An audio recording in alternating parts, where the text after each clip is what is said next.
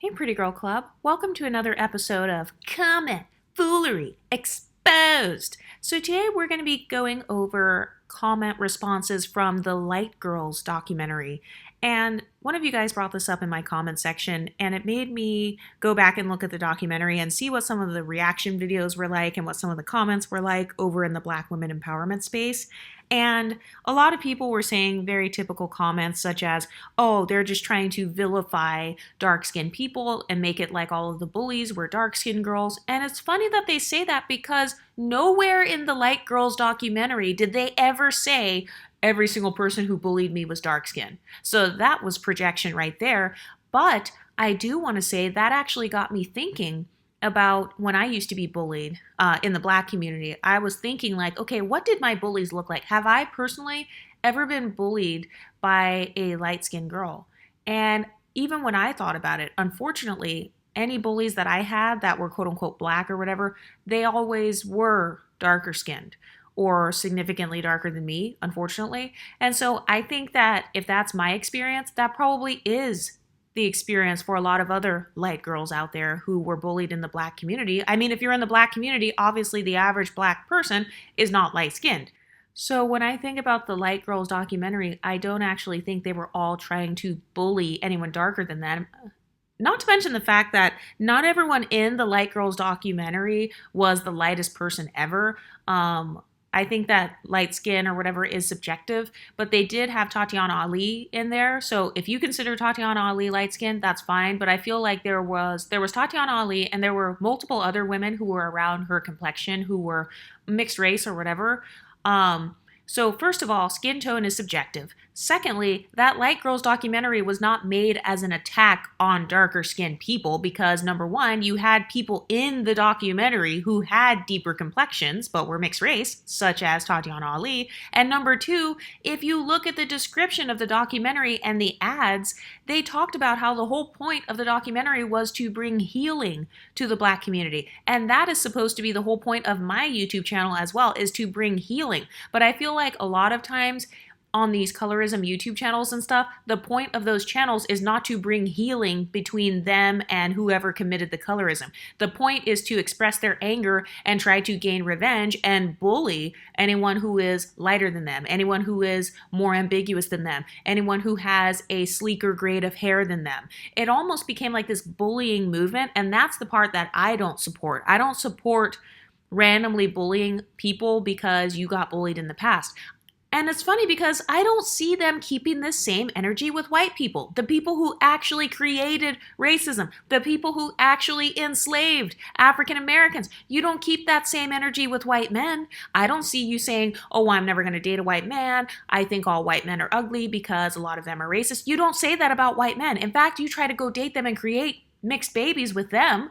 But suddenly with MLS women, you want to treat us like we are your enemy. And this is how I know that a lot of these colorism channels and the people who have that colorism trauma, this is all based on the male gaze.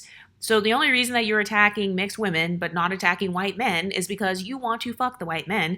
You don't want to fuck the MLS women. So it's all about the male gaze. You feel like MLS women get more male attention than you, and that's the real reason you're mad. You feel like their skin tone or hair texture or whatever gives them more access to men than you, and because you see us as your competition, you feel the need to kind of bully us, but you hide behind the colorism, texturism, featurism talking points, and you try to guilt the men who are attracted to MLS women, and you try to say, oh, well, you only like her because she has a small nose. You only like her because her hair texture is a type 3.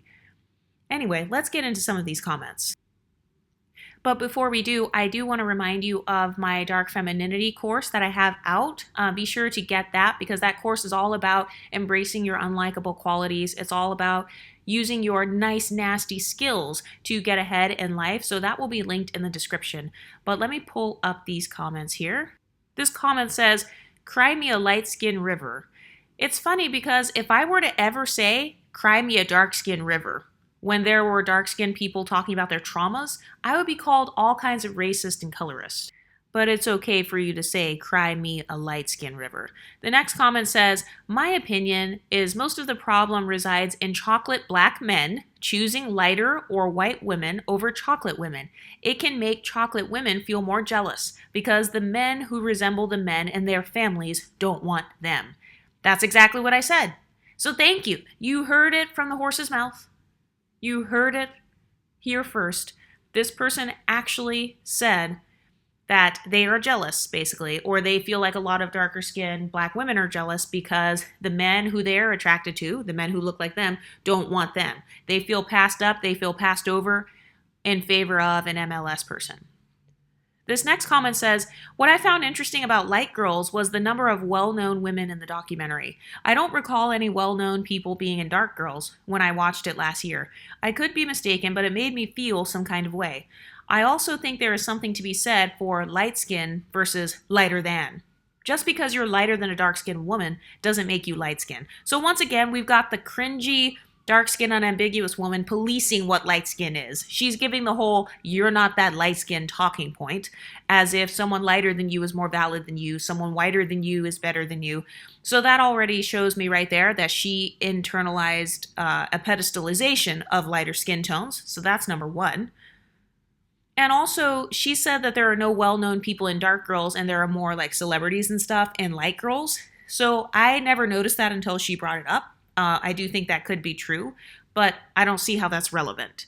So just because you associate all of these light-skinned celebrities with having a higher status, basically she seems to be implying that Light Girls is coming off as more high status because there are more celebrities in it, and Dark Girls is, low status because the women in that documentary were not famous.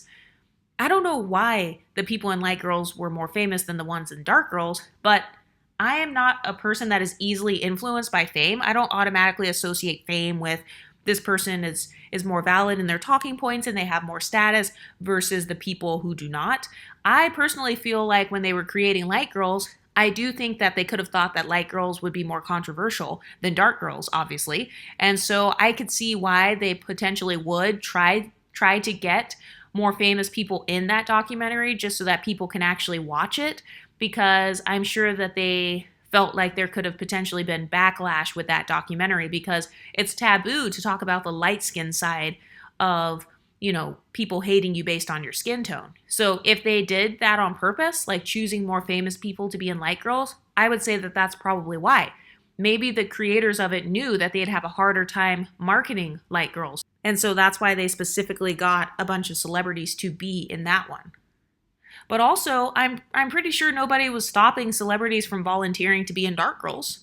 So again, it's not a light-skinned person's fault if darker skinned, unambiguous women don't want to rep their own phenotype or their own people or whatever. Like, that's not a light skin problem. That is a darker skin, unambiguous problem. So why are light skins being blamed because not enough famous dark skins were in Dark Girls? That doesn't even make sense. Let's go to the next comment.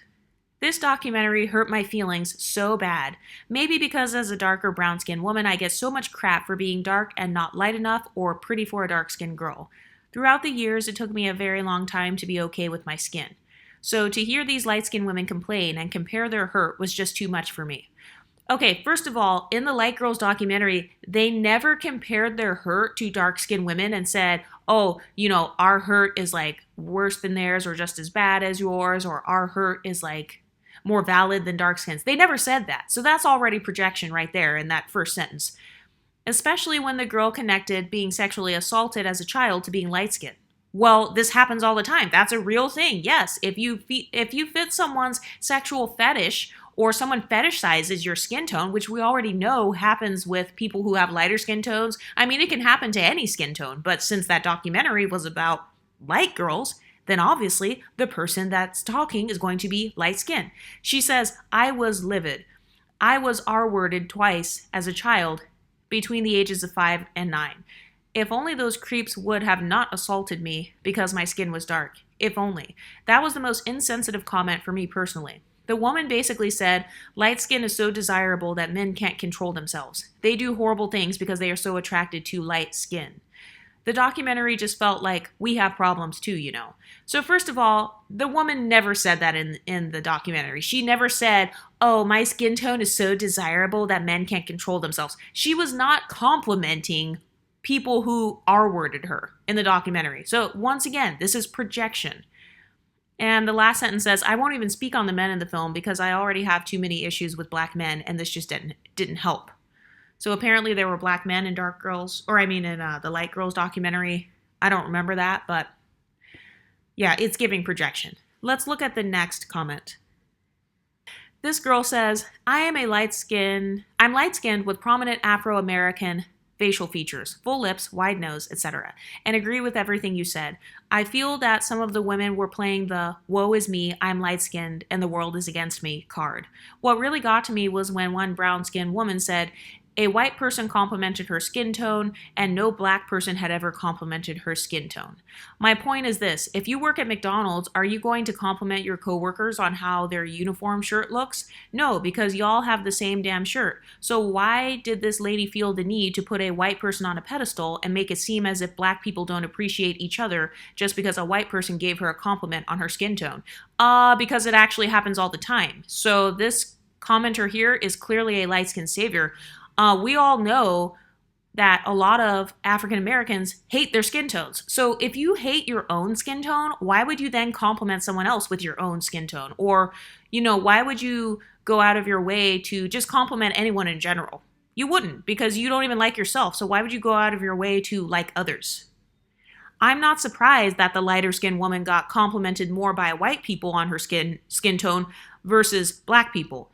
Because a lot of people in the African American community, or insecure people in general, have an inferiority complex, which gives them the crabs in a bucket mentality. And so we already know that when it comes to skin tone, a lot of people who have an inferiority complex about their own skin tone, they view complimenting skin tone when you're lighter, they view that as, you know, they're being colorist or whatever, or pedestalizing you. So they try to withhold compliments from lighter skinned people. There are thousands of people on this channel who have had that happen to them, where literally black women in particular will withhold compliments from them. They won't tell them like, oh, you look pretty, oh, your complexion is beautiful, XYZ. But then when you get around non-jealous women who sometimes may happen to be non-black, then they compliment you. That's all that woman was saying. And that's actually happened to me as well. I mean, I think a lot of us here on this channel have had women with inferiority complexes try to humble us and withhold compliments. And then, you know, when somebody else compliments us all the time, or they have a pattern of complimenting us, it can be confusing because it's like, oh, wow, when I go around black women, they try to treat me like I'm a mediocre light skin. And then when I'm around non-black people, then I'm gorgeous and exotic and beautiful, etc. So I think that's the point that the woman was trying to make in Light Girls. And I think it's a valid point. Just because someone has a different experience than you doesn't mean that their experience is invalid. Anyway, what do you ladies think of these comments? Let me know in the comment section, and I'll talk to you next time. Stay pretty, ladies.